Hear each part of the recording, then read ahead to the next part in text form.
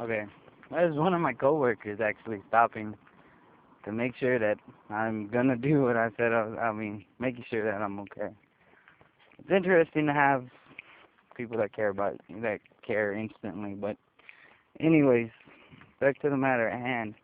I knew at 18, in the mental state that I was in, there was no way I could be any kind of father.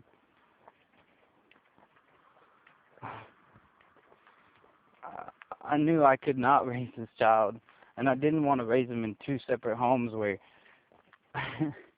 well, Monday through Friday, he was a bad mouth. It was bad mouth daddy day, and then when he would come over to where I was living, it'd be bad mouth mommy. I wasn't gonna do that to a kid. I wanted him to have, I guess, normalcy. I wanted him to have the things I couldn't have, and that was an opportunity. I gave him a chance to be something because by sending him away from me, I loved him so much that I knew that the only way the best thing for him was to get him far away from me.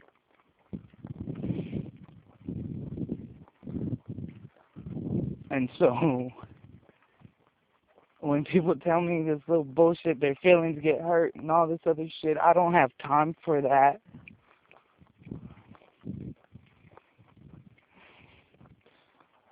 The only being that is of my flesh and shares my blood on this planet is far from me. Will know me in name alone and nothing more. He'll never know about the things I've tried to change.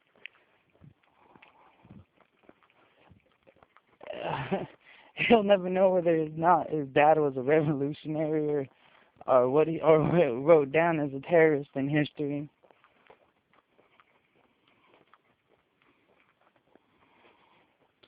I have no monetary means of my own, so there's definitely no monetary means I can leave behind to him.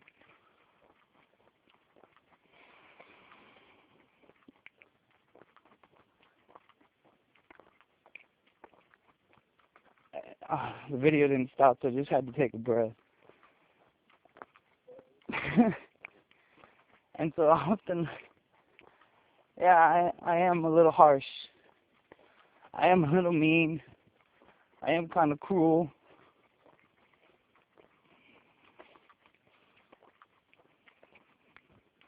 And it's because I'm dying inside.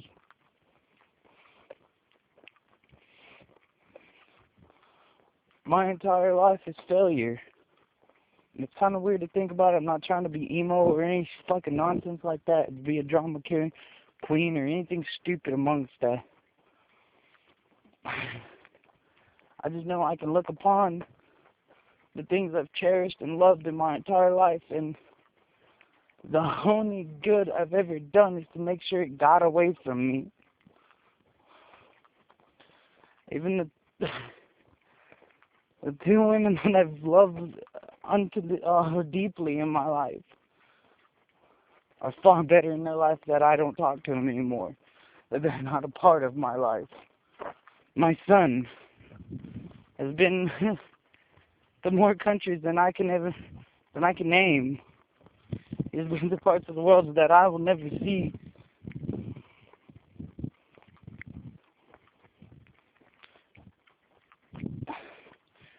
So when people say, "Yeah, am I sure I made the right decision?" Yeah, my son's going around the world spreading the message of the Lord, sharing his toys with little kids that have nothing. He's a little lady killer. He can speak 2 languages. And last time I checked, I think he's working on a 3rd one.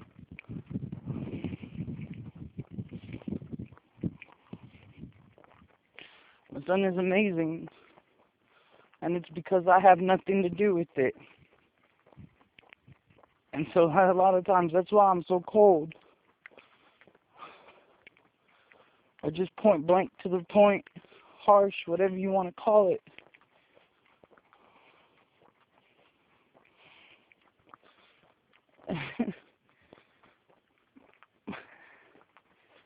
is because to know that to see something succeed and be fruitful, it cannot be a part of me. Do you know how painful that is to think about? To have to sit there and think that if I want something to be fruitful and multiply and to be great,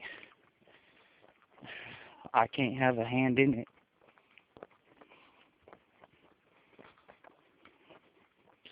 It's even like I mean, it applies to so many aspects of my life, every relationship I have,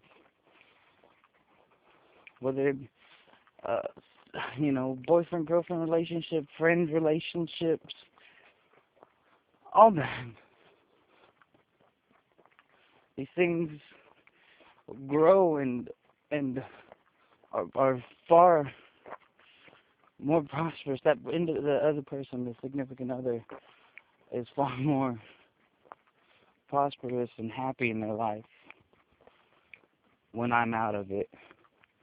My son, the relationship I have with my son, it's best that he only knows me in name, or so that's what it seems to be. And I'm willing to buy that theory right now. My job, for instance, man,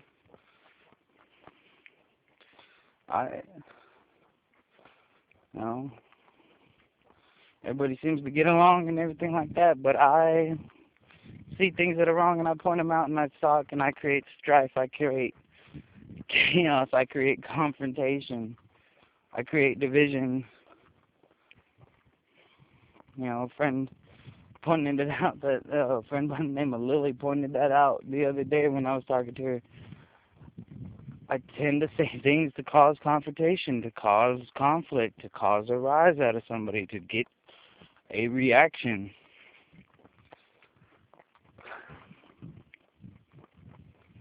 And she's right, I do. Because I'm tired of seeing people be so phony, be so fake, and not let it go. I wish I could have what a lot of you have, to feel what a lot of you do, but I won't, I can't. I possibly won't even,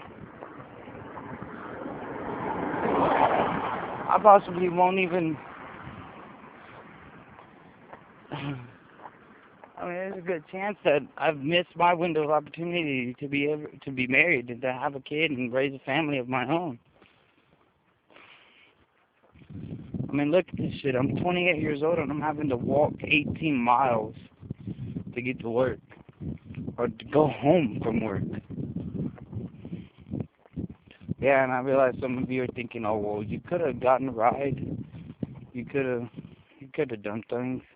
But what y'all don't seem to understand is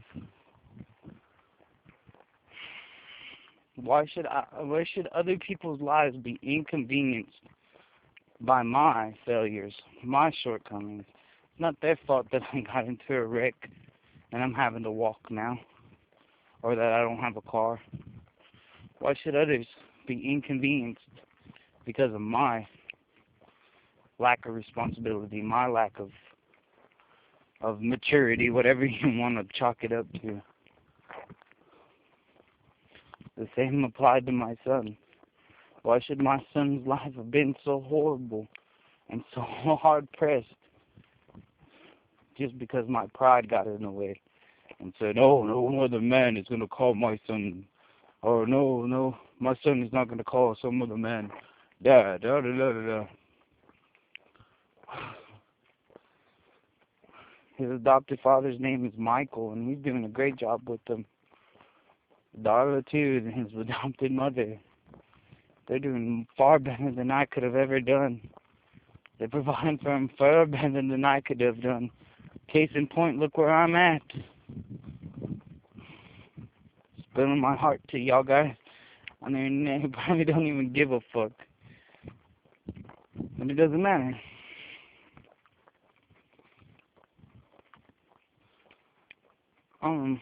Like I said, I just wanted to touch in with y'all and let y'all know and give a little more insight to why I may be the way I am. You know, maybe that's why I speak up so much about things that I think are wrong and everything like that. So it's just maybe if Sterling never goes around asking about me, you know, someone can say, well, you know, Frankie never took no shit.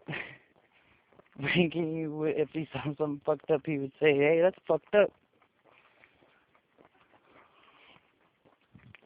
You know, just maybe, you know, maybe these will probably exist. These videos will probably be there for him to find. But just maybe, you know, people can have something positive that he can feed off from me. Because I'm in a political ring and all that other stuff. Just maybe. Just maybe.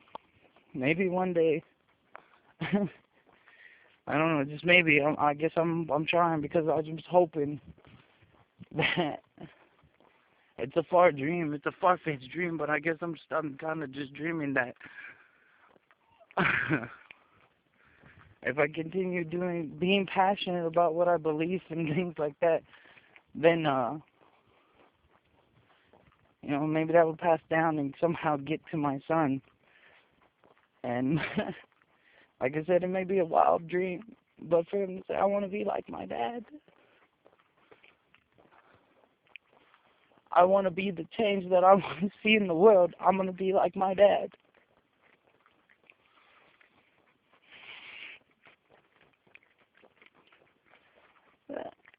Yeah.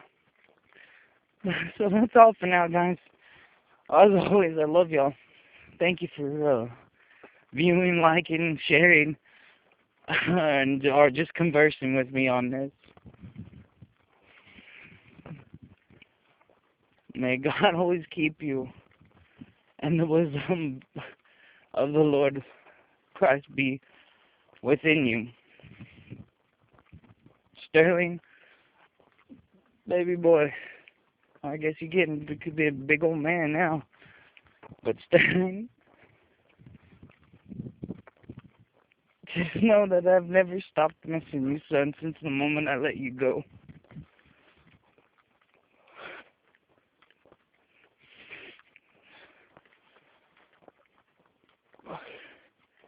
I failed your mother. I failed so many other people. I've even failed you up to this point. Just know, son, I'm always trying to fix that. And that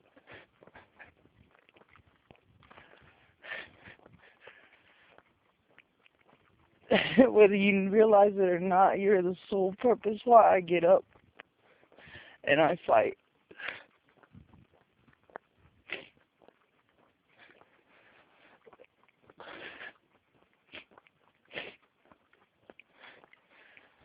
You're always there with me, Stir.